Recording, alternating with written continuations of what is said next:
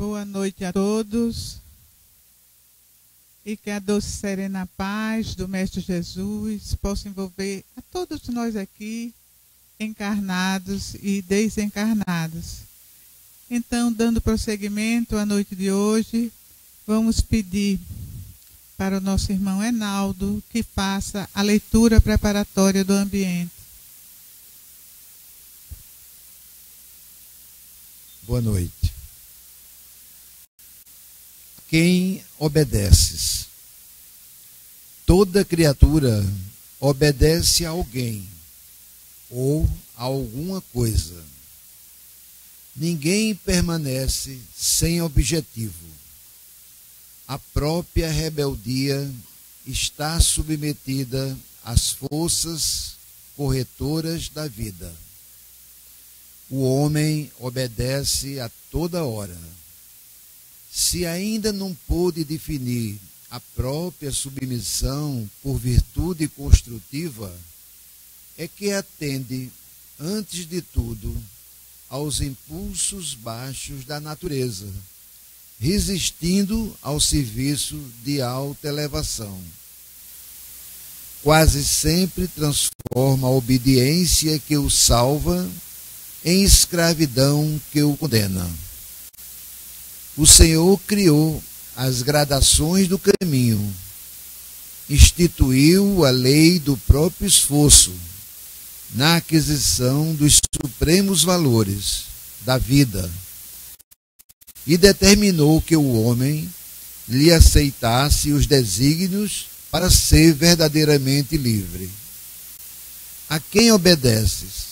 Às vaidades humanas ou às opiniões alheias? Reflitamos nisso, porque só quando atendemos em tudo aos ensinos vivos de Jesus é que podemos quebrar a escravidão em favor da libertação eterna. Emmanuel, pelo médium Chico Xavier, do livro Pão Nosso. A mensagem de hoje, ela nos leva a uma reflexão profunda sobre a obediência que cada um carrega consigo durante o caminhar da jornada. A obediência aos ensinamentos de Jesus. Quando nós vamos de encontro, quando nós não somos obedientes a esses ensinamentos deixados pelo Mestre de amor, geralmente nós caímos em erros e que teremos que quitar esses débitos mais avante.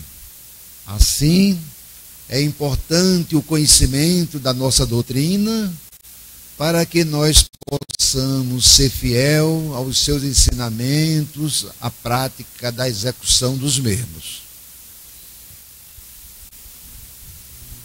Que possamos reler em casa, né, e tirar as nossas lições.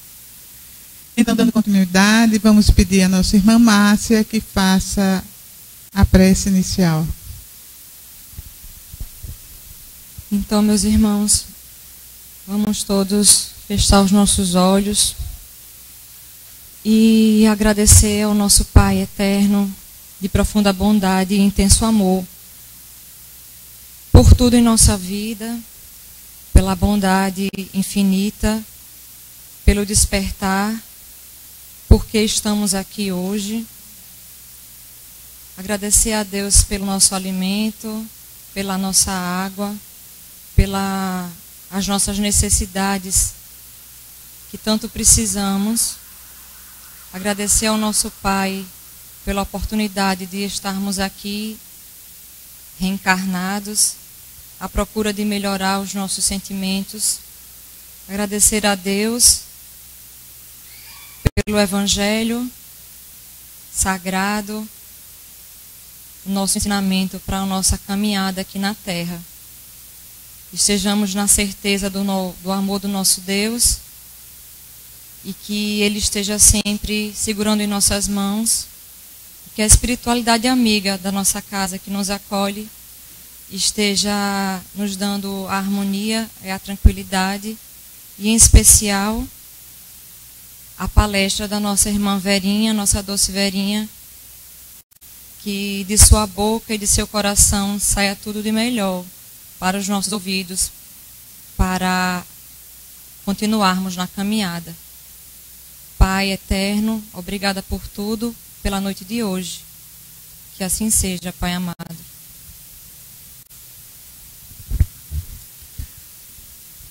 Então, o tema de hoje, né, resumindo, onde está o nosso foco?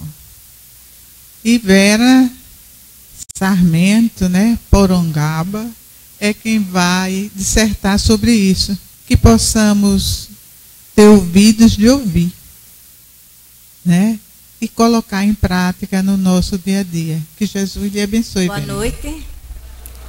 Sejam todos bem-vindos para mais uma noite de reflexão. Eu queria lembrar que estamos em maio, em que é um mês em que toda a cultura ocidental cristã dedica à Mãe de Jesus, a Maria. E também é o mês que, não por acaso, que a gente comemora o Dia das Mães.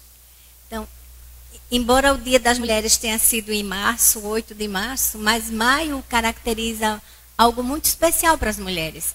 E eu quis trazer uma mensagem que envolvesse as mulheres, né? Mas antes mesmo, eu queria aqui registrar o meu agradecimento profundo por uma trabalhadora dessa casa, uma colega nossa que coordena o Núcleo de Estudos e Pesquisa do Evangelho, do qual eu faço parte. Eu não sei se vocês já ouviram falar. A gente tem vários grupos de estudos, de obras espíritas e de estudos da doutrina. E esse grupo, especialmente chamado NEP, a gente estuda a Bíblia, procurando interpretá-la à luz da doutrina espírita, fazendo o encontro das mensagens do Cristo com que os irmãos espirituais, aqueles que ditam as suas obras contemporâneas e desde a época de Kardec, o que eles nos trazem de esclarecimento. Então, a Eliane é a nossa coordenadora nesse estudo, e eu dou graças a participar com ela desse estudo e dessa pesquisa, que eu já me sinto um pouquinho mais segura na hora de fazer, de trazer as mensagens do Evangelho. E eu escolhi uma mensagem, né, que realmente vai abordar uma situação envolvendo duas mulheres. Não são muitas as passagens do Evangelho de Jesus que ele se dirige às mulheres. A maioria ele se dirige à multidão, aos seus apóstolos. Mas especificamente nessa passagem, Jesus se dirige diretamente a duas irmãs. Nós vamos ver. E por que é importante a gente estudar hoje em dia ainda o Evangelho de Jesus? 2018 anos após, a gente continua estudando para entender as suas mensagens. Porque Jesus, na época, ele falava a linguagem que aquele povo era capaz de compreender. Ele usava os exemplos do cotidiano. Ele falava nos termos que eram entendidos pela cultura. E hoje em dia fica muito difícil para a gente, em outro contexto histórico-cultural, transpor aquelas expressões do Cristo para a sociedade contemporânea. Mas quando a gente mergulha para compreender, nós vamos ver que a essência da mensagem de Jesus em nada muda. Ela é eterna, perene. O que a gente precisa é contextualizar, atualizar o contexto. Porque se nós não fizermos isso, nós vamos ficar mais ou menos como um papagaio.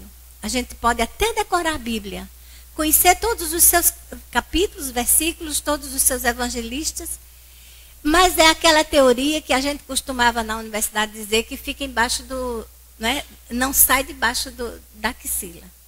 Não é vivida.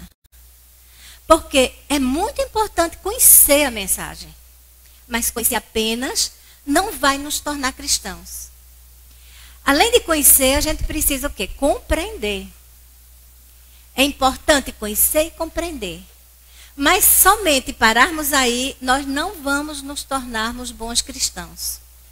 Então, o que é que nos vai fazer efetivamente bons cristãos? A vivenciar a mensagem do Cristo.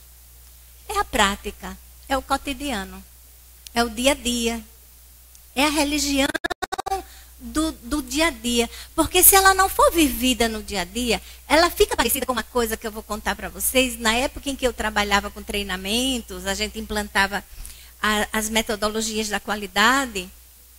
Então, as empresas que estavam adotando a ideia, a filosofia da qualidade, tinham aquelas reuniões mensais ou semanais, onde nós íamos e passávamos os princípios, o que é a qualidade, como é que se faz, como é que se põe na prática. E o interessante é observar que naquele dia da reunião, tudo virava mágico na empresa. Todo mundo se cumprimentava, todo mundo estava presente, todo mundo, né, valorizava a ideia. Quando terminava, era como a qualidade fosse uma coisa de prateleira. Voltava tudo a ser como antes. Às vezes, os chefes eram grosseiros com funcionários. Todo aquele discurso de que o funcionário é o cliente interno, que a gente tem que ouvi-lo, tem que tratar tão bem quanto a gente trata o cliente externo, era um discurso de prateleira. Não pegava na prática. Então, recordando, é preciso que a gente conheça a mensagem de Jesus, que a gente leia, que a gente participe dos grupos de estudo, que a gente compreenda as suas mensagens e que aí sim a gente viva no cotidiano essas mensagens. E é a parte que eu acho mais difícil, porque a gente lê a obra espírita, a gente lê passagens do Evangelho, compreende, mas e aí no dia a dia a coisa é tão mais complicada. Como é que a gente vai saber qual é o meio termo?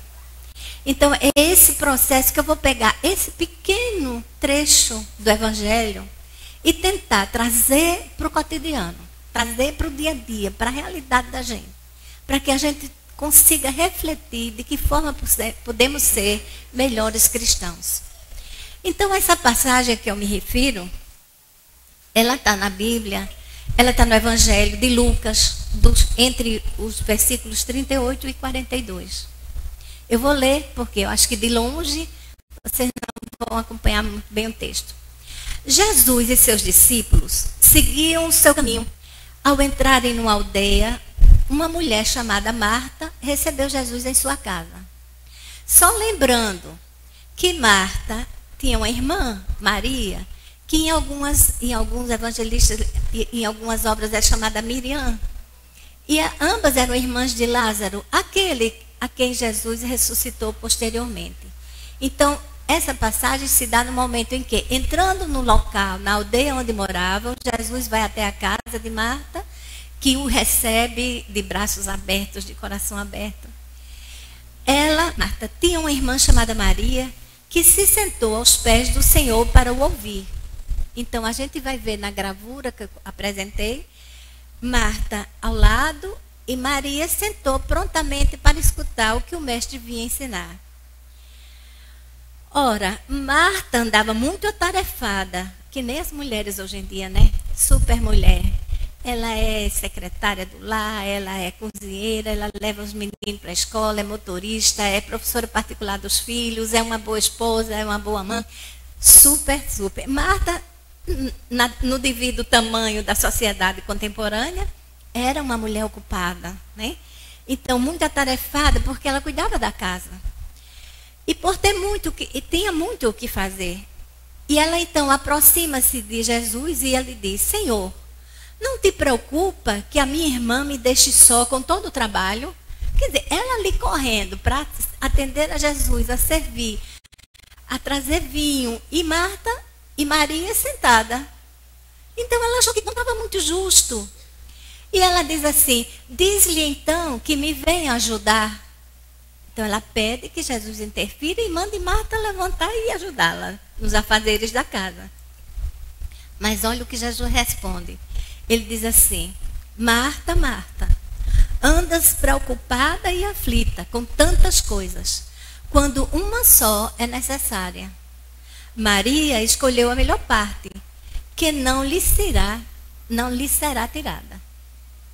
Então, naquela hora, eu creio que carinhosamente, porque Jesus não era de passar canões assim, possivelmente ele foi carinhoso ao se dirigir a Marta, mas chamou a atenção dela para que, o que era essencial naquele momento?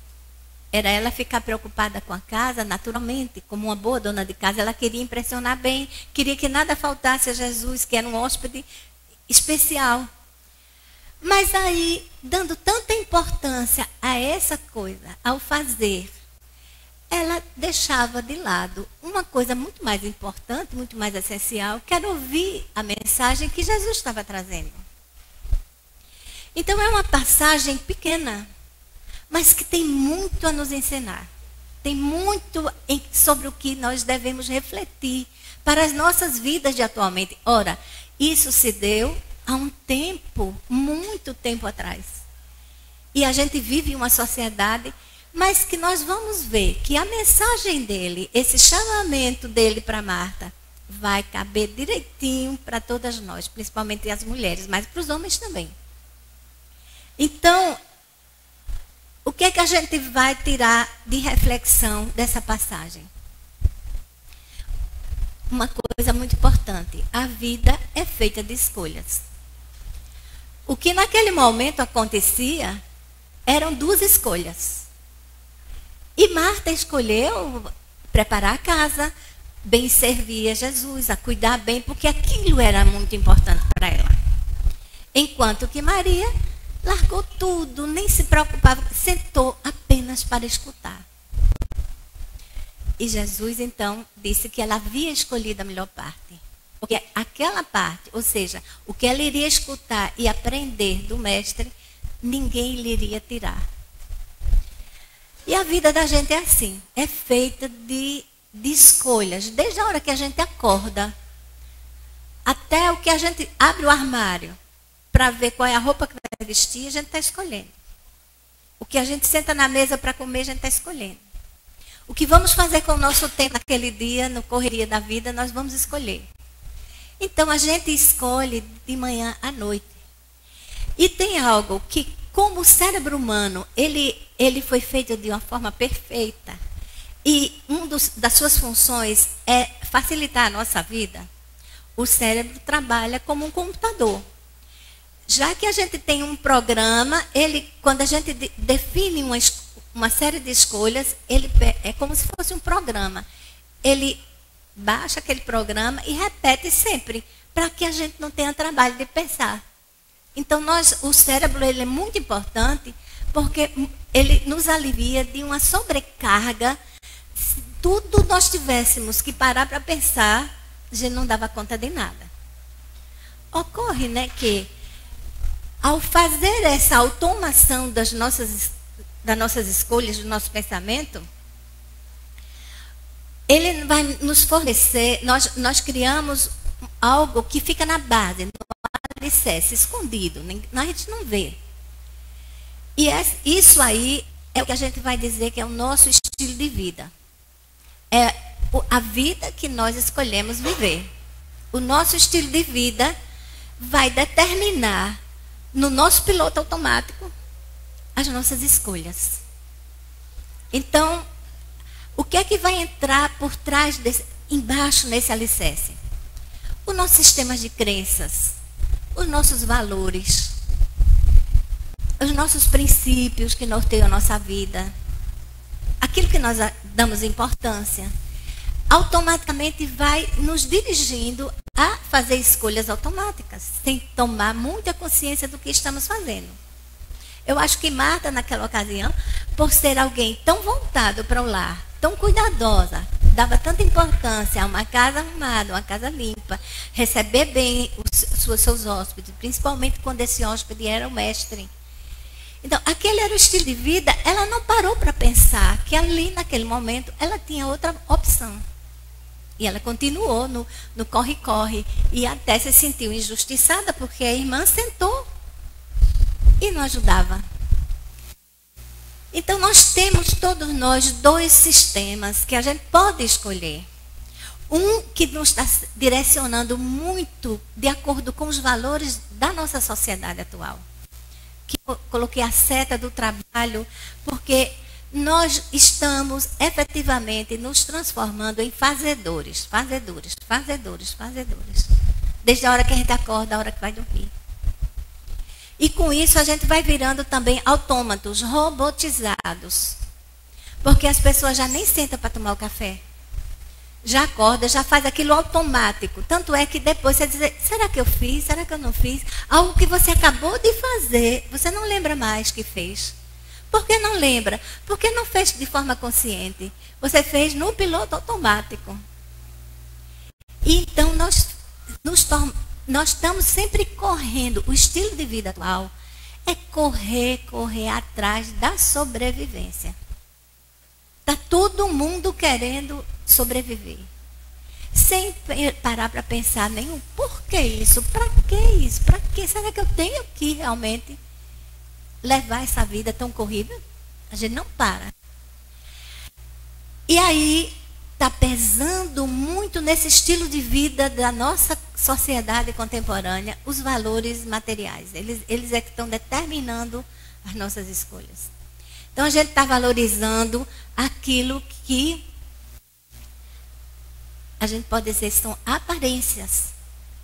Porque, por que a gente tem que trabalhar tanto? Para poder trocar o carro de 3 em 3 anos, para poder ter um carro melhor, para poder ter a casa própria, para poder botar os meninos na melhor escola, para poder os meninos irem para a ginástica, para o balé, para a aula do inglês, além do colégio. E aí a gente vai correndo, determinado por uma multidão que nos vai levando a um caminho que nós vamos entrando sem pensar e sem refletir se é isso realmente que a gente quer para a vida. É uma vida de aparência. Por quê? Porque a gente tem medo de não ter sucesso, ou que os nossos filhos não tenham sucesso. Então a gente tem que ocupar o tempo deles todo com várias línguas, com esporte, com balé, 1001 atividades para que quando eles crescerem, eles tenham sucesso na vida. Que eles sejam gente. Mas será que isso é que vai torná-los gente? A gente para pensar o que de fato vai tornar meus filhos verdadeiramente gente. Ou seja, cristãos. Pessoas humanizadas. Essa reflexão a gente não está acostumado a fazer. E ainda o que nos norteia nesse estilo de vida é o medo de não agradar os outros. Porque todo mundo está na mesma onda, a gente fica incômodo de não ir na onda. A gente não quer ficar fora. Está todo mundo no seu grupo, seguindo os valores do que se costuma brincar hoje, dizer que tribos, todo mundo tem a sua tribo. Então, esse é um caminho que muitos de nós estamos trilhando e não paramos para refletir. Mas a gente tem outro caminho. A gente tem um caminho onde a gente pode diminuir um pouco o ritmo. A gente pode desafogar os nossos filhos de tantas atividades. Porque a juventude está ficando estressada, está sofrendo de depressão na adolescência. Às vezes, os transtornos psicológicos que estão aí tem muito a ver com essa pressão que a sociedade toda está colocando para que as crianças deem certo, para que tenham sucesso, para que seja primeiro. Em algumas famílias, o garoto vem com um boletim azul, mas ele diz, você não fez mais do que a sua obrigação. Quero ver o próximo melhor. Então, essa pressão do correr atrás do melhor, de ser o primeiro, de sair na frente, de atender as expectativas, está massacrando todo mundo, está matando a nossa essência. Né? Às vezes não é nada daquilo que a criança quer, que o jovem deseja da vida. Quer levar uma vida mais tranquila, quer levar uma vida menos consumista, mas são as próprias mães que incutem nas crianças a moda, porque eles seguem a moda. E quando um deles não está na moda, é estranho. Eu acho que eu contei esse caso aqui, de uma amiga que me contou, um dia estava muito triste, que a filha dela, garota, foi para a escola com a bolsinha nova e sofreu bullying no colégio. Então a menina voltou em prantos, porque as amiguinhas olharam para a bolsa e verificaram que a bolsa não era da marca autêntica. Aquela marca do macaquinho. Tinha um macaquinho, mas não era o verdadeiro macaquinho, era parecido. Então começaram a desfazer, desqualificar a garota. Nossa, como é que você vai usar uma coisa falsa? Olha só a bolsa dela, é fake, ou seja, é falsa. Então, esse é o valor. Essa garota chegou em casa destroçada. E aí? Não é? O que a gente tem que fazer como cristãos e espíritas para a gente estar sempre dialogando com os nossos filhos, nossos jovens, para rever essa escala de valores? Nós podemos diminuir o ritmo para quê? Para perceber, para escutar, para pensar melhor naquilo que nós estamos fazendo, naquilo que nós estamos escolhendo. Para que a gente possa fazer escolhas conscientes. Vamos diminuir a automação. Vamos diminuir o ritmo, não é? Piloto automático. E vamos parar e pensar, poxa, será que eu tenho mesmo que fazer isso? Será que eu tenho mesmo que ir a tal local hoje, agora? E começar a ter um pouco de autocrítica. Para quê? Para ter mais qualidade de vida. Porque a qualidade de vida deveria ser o principal, o essencial. E a gente está se perdendo no acessório. Não é? No acidental. Aquilo que deveria ser algo que surgisse em nossa vida uma vez ou outra. E por isso a gente está perde muito nas nossas famílias também, os valores espirituais. Porque não está sobrando tempo para a gente dialogar com as crianças, para dialogar na família, rever valores, fazer novas escolhas. Não é? Escolher o essencial, aquilo que está na essência, com reflexão, com avaliação. E com fé nos desígnios de Deus. Porque muitas vezes a gente corre tanto. Corre, luta, trabalha e morre na praia. E a gente, mas meu Deus, eu que lutei tanto e eu não realizei nada. Não consegui, não adquiri as coisas que eu sonhava ter. Mas a gente esquece que nós viemos para cá com uma programação. E nada acontece em nossa vida sem a vontade do Pai. Isso a gente sabe. Mas na hora a gente não põe isso na vida. A gente não reflete, poxa, são os desígnios de Deus. Então, a gente nunca vai reagir, nunca é muito forte, mas raramente diante de umas circunstâncias que nos é desfavorável, a gente reagiria como Maria, que disse assim, eis aqui a vossa serva, seja feita a vossa vontade. Quando que a gente vai dizer isso diante de uma frustração? De algo que a gente lutou para conquistar e não conseguiu. Então, no mundo de hoje, na escuridão do mundo, na correria de vida que a gente leva, que Divaldo até diz assim, é um tempo sem tempo. Estamos vivendo um tempo sem tempo. Ninguém tem tempo. Fica muito difícil a escuta e a reflexão. Por isso que é importante a gente destinar na nossa agenda da semana o tempo de vir para a casa espírita. Porque é aqui que a gente para. Está todo mundo olhando para aqui com atenção, prestando atenção no que eu estou falando. Né? Está todo mundo processando aí dentro, pensando e se colocando na sua vida, no seu estilo de vida. Se o que eu estou dizendo faz sentido ou não faz sentido. Mas a gente só vai conseguir escutar e refletir parando. Parando o corre-corre. É preciso destinar um tempinho também no lar para ler a obra espírita, para ler a mensagem e refletir.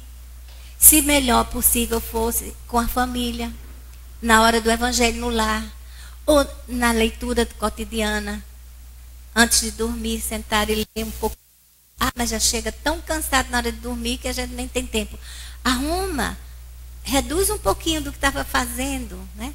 De repente, deixa até os pratos para lavar no dia seguinte, mas reserva aqueles minutinhos para ler, sentar, refletir. E na hora da gente fazer as escolhas, a gente tem 3 critérios. Nós podemos escolher aquilo que é acidental, que é superficial, que é passageiro, que não é fundamental. Não é fundamental para a nossa vida. Temos ainda uma outra escolha, escolher o que nós consideramos importante. aquilo que é importante para nós. E aqui vale a pena dizer o seguinte: essa escolha é de cada um. Porque o que é importante para um não é importante para o outro. É preciso que a gente tenha clareza da nossa escala de valores, porque ao escolher nós estamos fazendo um juízo de valor. Estamos comparando numa balança o que é acidental, o que é importante, o que é essencial. Lembrando um detalhe: a gente está correndo muito atrás do que é urgente. Ah, porque isso é urgente. Isso é urgente. Eu tenho que fazer porque é urgente. Né? Eu tenho que urgentemente ligar para fulano, eu tenho que urgentemente fazer esse relatório, eu tenho que urgentemente... E na área da administração tem um dito, um chavão que a gente repete muito, que diz assim: cuidado, o urgente é inimigo do importante. Toda vez que a gente estiver correndo atrás de alguma coisa urgente, pare e pense: é urgente, mas é importante? Porque nós vamos deixando o importante de lado para dar conta do que é urgente. Por exemplo, é muito importante a gente marcar uma revisão médica, uma consulta no médico, levar a criança ao dentista. É importante. Mas nunca dá tempo. Nunca dá tempo. Por quê? O que consideramos ser urgente do trabalho, do corre-corre, de levar ou trazer, quando talvez tivéssemos uma outra opção. E poucas vezes a gente faz a escolha pelo que é realmente essencial. O que realmente é a essência das coisas. O porquê do que nós estamos fazendo tal ou qual atividade. Então a gente tem que fazer essa comparação, como se fosse uma balancinha, onde nós vamos estar sempre ponderando. É urgente, é importante? É essencial? Trazendo para o cotidiano. Lembrando que Cristo chamou a atenção, né? Marta, Marta, estás a fazer muita coisa.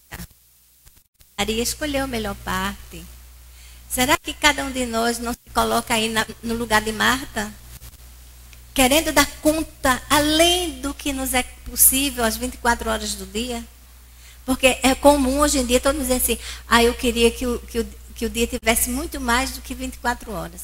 E se tivesse, a gente não dava conta, porque a gente encheu de mais coisas, talvez não tão importantes, talvez não tão essenciais. E aí, voltando à mensagem, a gente chega à conclusão de que a Marta, naquele momento, priorizou o que era importante, não o que não fosse importante receber Jesus. Com toda a casa limpa, com tudo para bem servi-lo, para atendê-lo. Era importante. Mas muito mais importante seria ouvir as suas mensagens. Foi a escolha de Maria, que sentou para escutá-lo. E deixou tudo mais. Nada mais importou a ela. Porque ali era a essência. Ela queria ouvir a palavra do Mestre. Então, essa é uma lição linda, que nós podemos trazer para o dia a dia. É uma lição do Evangelho que pode ser vivida quando a gente estiver se sentindo muito angustiado, diante de uma agenda lotada. Parar um pouquinho e dizer: Deus, meu Jesus, eu estou sendo agora como Marta ou estou sendo como Maria? Qual é a minha escolha aqui neste dia? Porque a gente tem 3 condições interessantes. O passado, o presente e o futuro. Muitas vezes a nossa falta de tempo tem a ver com coisas que a gente não fez bem no passado e quer refazer agora. Ou fica remoendo o que devia ter feito e não fez. Então o passado já passou. O passado só serve para nos ensinar alguma coisa. Tirar aprendizado para não recair, não insistir no mesmo erro. Temos o presente, que é o momento agora. O aqui e agora. E temos o futuro, que não chegou ainda. Então, nós só somos livres realmente em 1 minuto no agora. Nós só somos realmente... Eu não posso mudar o que eu já fiz. Eu não sou livre no meu passado. E eu não posso fazer o que ainda não chegou. Eu não sou livre no futuro. Ainda não chegou o futuro, nem sei se eu vou chegar lá. Então, eu só tenho de concreto nas mãos para viver a essência da minha vida no agora. nada adianta a gente estar aqui refletindo uma mensagem linda de Jesus, se a cabecinha da gente tiver, meu Deus, eu cheguei em casa, eu ainda tenho isso para fazer, eu tenho que preparar isso para amanhã, que não deu tempo. E como vai ser amanhã? Aí a cabeça já não fica aqui. Está num futuro que ainda não é, e que não adianta nada, porque o que você está pensando que vai fazer, não tem certeza se vai fazer quando o futuro virar presente. Então, o que a gente tira dessas, com relação às nossas escolhas? Que o essencial está sempre no aqui e agora.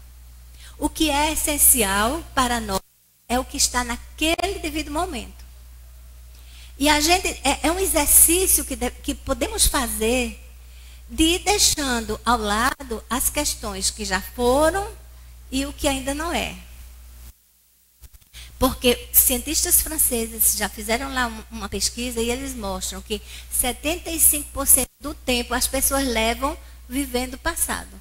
Ou remoendo o que devia ter feito e não fez, ou lamentando pelo que fez. Ou seja, não está vivendo a joia, o presente divino que nós temos, que é o agora. E quando no agora a gente não investe a nossa vitalidade, a nossa atenção, os nossos valores, o nosso querer, o amanhã, que é o futuro, quando vier, ele vem frágil. E tem mais uma coisa, quando a gente não vive cada momento, o seu momento pleno, quando chega ao fim do dia, a gente está numa exaustão enorme e não sabe por quê. A sensação de que trabalhou muito e não fez nada. Quando tivermos essa sensação de exaustão, meu Deus, um dia cheio, mas espremendo, foi o que eu fiz. Nem me lembro. É porque não viveu a essência do presente, não viveu o momento presente. Que Cora Coralina nos disse na poesia dela linda, que tanto fazia ser arear uma panela corcorenta, como escrever uma poesia. Mas se aquele é o seu momento, viva o seu momento. Viva intensamente. Está areando, viva ali. Canta um pouco na hora que está lavando a louça. Se aquele é o seu momento presente, curta a sua lavada de louça. Mas não fique pensando, meu Deus, eu tenho que acabar isso rápido porque eu vou chegar atrasada no meu próximo compromisso. Então a gente não vive nem um minuto da vida. Então quando a gente está diante das questões de família, das questões de educar os filhos, as tomadas de decisão, a gente tem que pôr na balança, trazer para a balança esses três conceitos. O que é? Vou pegar um exemplo para ficar mais claro. Os filhos chegam na fase de ter que escolher a carreira. E aí essa pobre juventude, meu Deus, está tomando decisões tão importantes de forma tão prematura, por isso que erram tanto. É comum os meninos escolherem uma carreira, quando vai cursar na faculdade, não era aquilo que queria, abandona, faz outro e fica pulando de galho em galho e não se encontra. Porque na hora da escolha não foi refletido.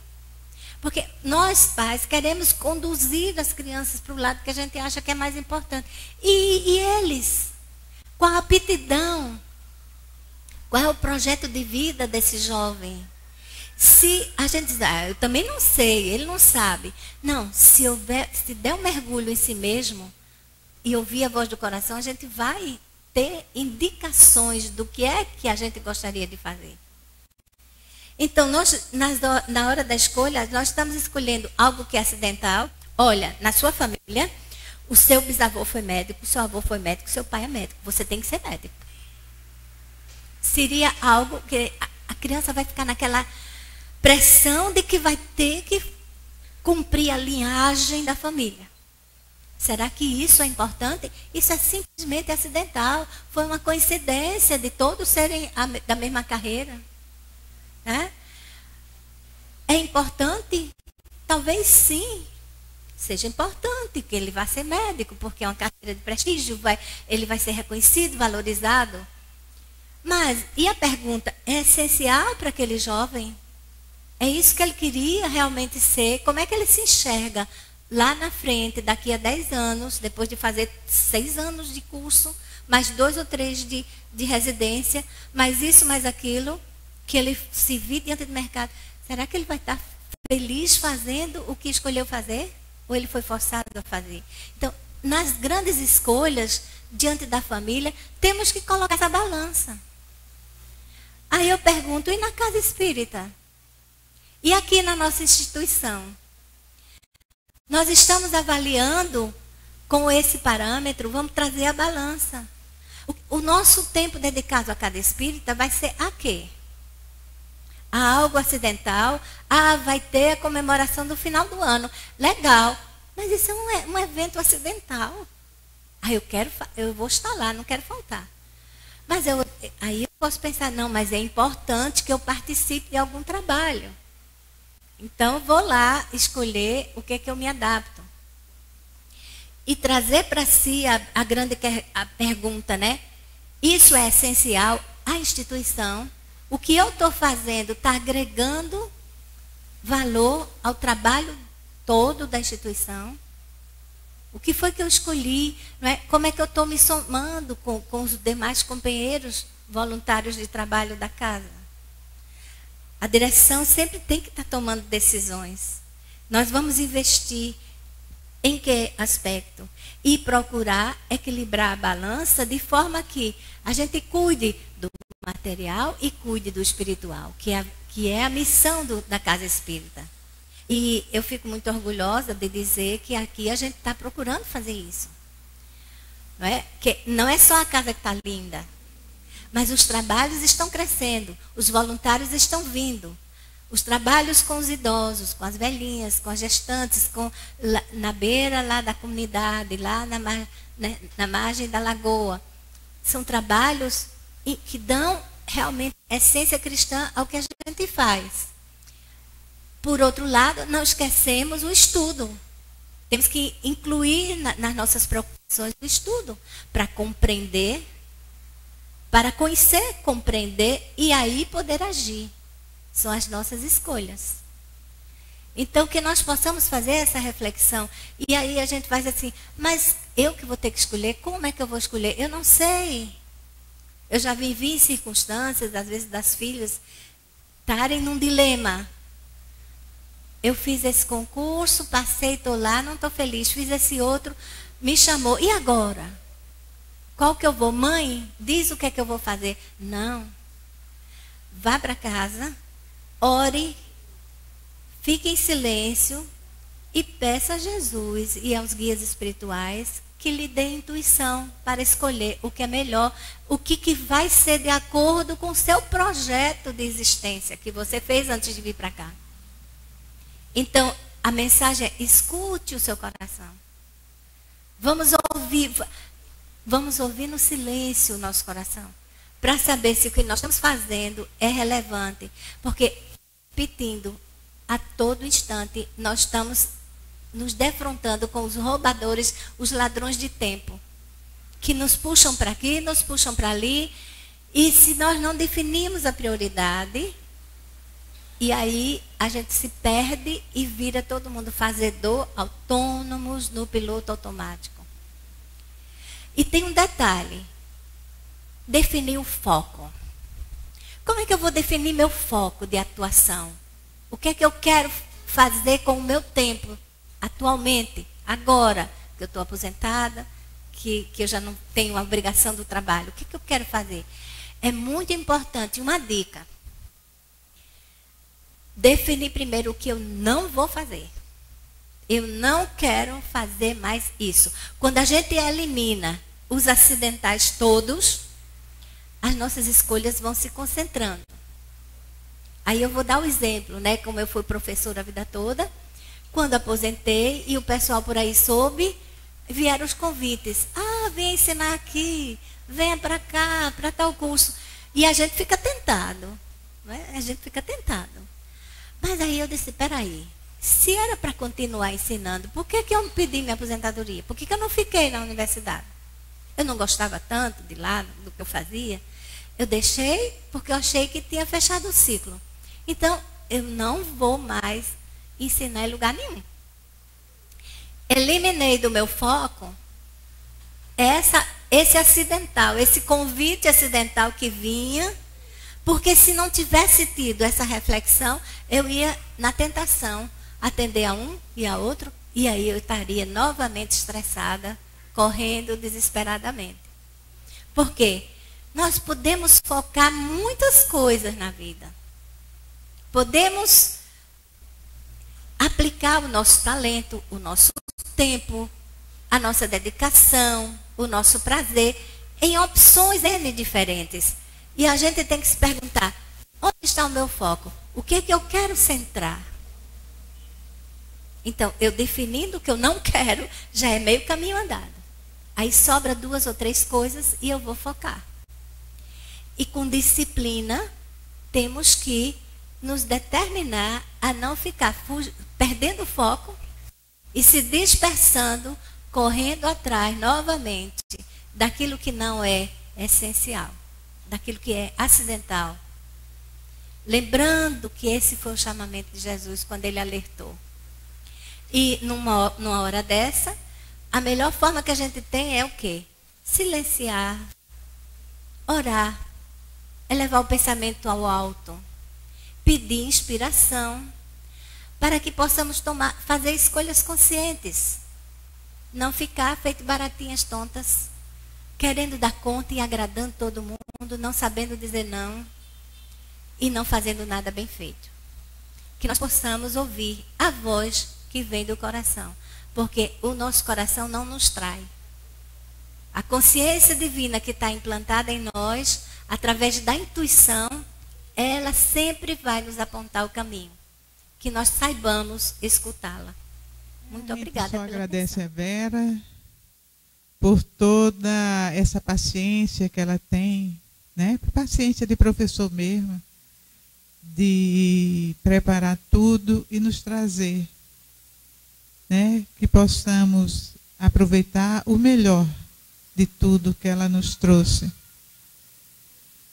Alguém quer fazer alguma pergunta?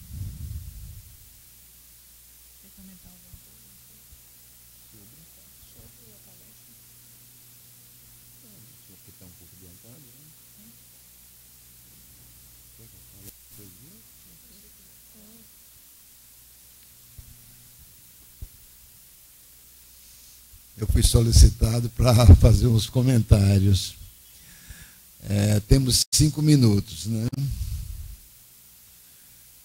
Olhando para a mensagem que nos foi trazida na noite de hoje, nós vemos que a nossa vida é feita de escolhas. Eu sempre imagino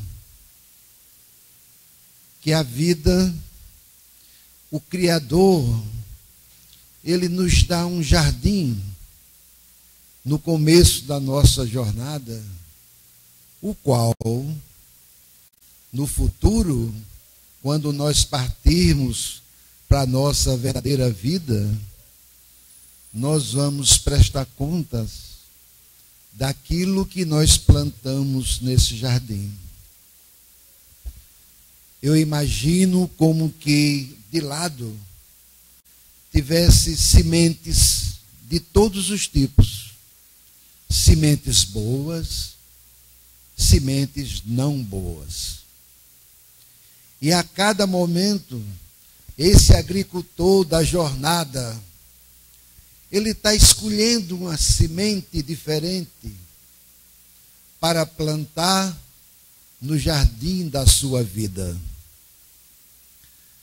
Cada vez que ele vai escolher uma semente, ele ouve uma voz no lado direito, que é o seu anjo da guarda, lhe dizendo: essa provavelmente é uma boa semente. Essa semente vai lhe dar alegrias. E aí uma outra voz vem do outro lado e faz: olha, acho que não. Essa escolha poderia ser diferente. Só está dizendo isto porque ele quer que você não experimente. Ele tem inveja de você. Ele não quer que você viva isso aí. As duas vozes são enviadas. E no meio da balança tem um presente divino que Deus nos deu para evoluir, chamado o livre-arbítrio. Você pode ouvir vozes de diferentes direções, boas e não boas. Mas quem tomará a decisão é você. Você é o único responsável pela escolha de cada semente que você planta na jornada da sua vida. E você não vai prestar conta sobre o jardim dos outros. Você vai responder pelo seu jardim. É assim que nós, agricultores da jornada de vida, de muitas vidas, caminhamos entendendo que uma boa escolha gerará uma boa árvore que dará bons frutos. A má escolha é a árvore sem bons frutos. Então, eu acho que a mensagem, entre tantas outras que fica, é aquela mensagem de nós estarmos muito atentos à mensagem do Cristo. Orai e vigiai. Estejamos vigilantes durante todo o nosso caminhar, para que nós possamos, dentro dessa vigilância doutrinária, fazermos as boas escolhas.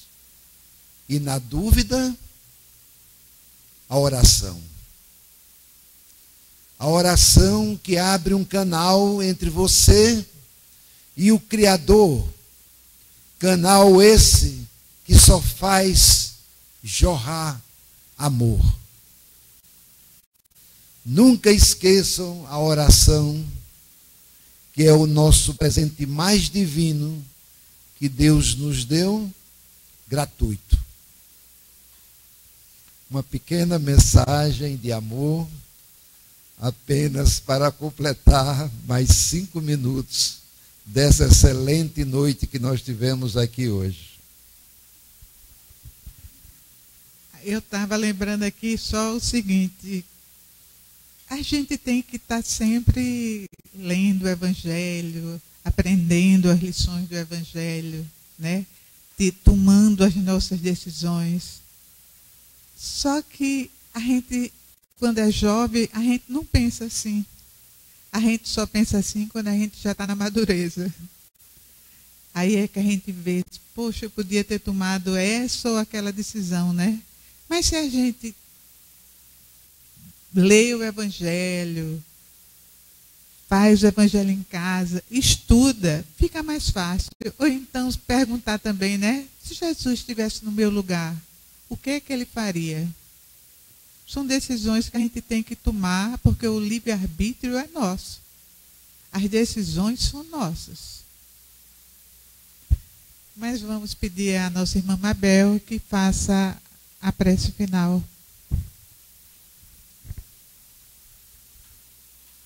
Então, meus irmãos, com um pensamento elevado até o Pai, até Deus, depois desse banquete espiritual que tivemos na noite de hoje, que possamos entrar em sintonia com o bem maior, agradecer a Deus a oportunidade que tivemos na noite de hoje e pedir coragem, capacidade de colocar em prática no nosso dia a dia o caminho do Evangelho, que é o único caminho para chegar até vós, Senhor. Como espírito endividados, ó Mestre, estamos tentando acertar cada instante das nossas vidas. Perdoa as nossas fraquezas, os nossos deslizes, que ainda somos tão pequeninos diante de Ti. Que Maria Santíssima, nossa Mãe Maior, que vele sempre por nós, Senhora Mãe, sabedora de todos os nossos fracassos, mas que estamos tentando acertar. Abençoa, Pai, a todos nós aqui presentes, encarnados e desencarnados, a todos aqueles, Senhor, nesse momento que estão em aflição, em desespero, seja nos hospitais, nas delegacias, nos orfanatos, nos abrigos, nos asilos, nas famílias que estão, Senhor, em desarmonia. Ampare e abençoa. Que o Teu amor, que a Tua luz possa iluminar sempre os nossos corações e que possamos levar para os nossos lares, compartilhar com os nossos entes queridos essa luz e essa serenidade. Permanece em nossas vidas, Senhor, hoje e sempre. Que assim seja.